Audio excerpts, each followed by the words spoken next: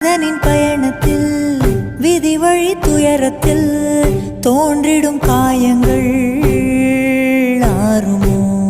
அன்பையும் பண்பையும் அறிந்திடும் ஒரு மனம் வெறுப்பிலும் சினத்திலும் வாழுமோ?